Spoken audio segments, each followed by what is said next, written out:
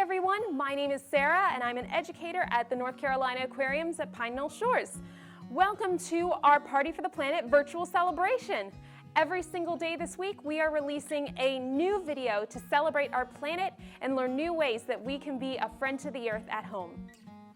Today is an extra special day because it is Earth Day.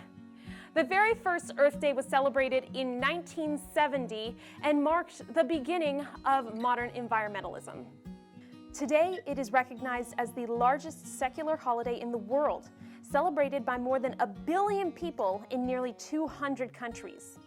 It symbolizes a call to action, to be more environmentally conscious and protect our planet. However, making environmentally friendly choices can seem daunting, even impossible. The truth is, lots of people making small choices can have a big impact. This video will hopefully be a tool you can use to set green goals that will work for you and your family. When setting goals, there are several steps you need to take to be successful. Step 1. Decide what you want to achieve. What exactly do you want to do? Is there an environmental issue you're particularly interested in? Maybe you want to use less single-use plastics, or reduce your energy bill, or even just spend more time outdoors. During this step, keep your mind open to the possibilities. Don't think that a particular goal will be too difficult to take on because there's more than one way to achieve it, which leads up to the next step. Step 2.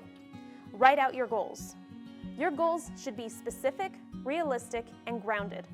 Let's say, for example, that my goal is to use less energy at home. I rent my home, so installing solar panels would not be realistic or grounded for me. What I can do is turn off lights when I leave a room and reduce how often I use heating and cooling. Step 3. Break your goals into manageable pieces. What exactly do you need to do to accomplish your goal? Do you need to buy anything? Do you need to set a schedule?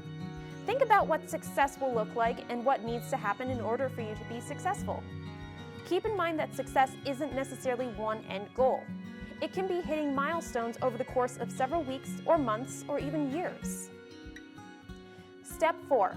Identify possible obstacles. Nothing worth doing is ever easy, and things rarely go according to plan. Anticipate where you might face challenges so you're prepared when they occur. Obstacles could take the form of cost, travel, or even just remembering to do something. Step 5. Tell other people about your goals.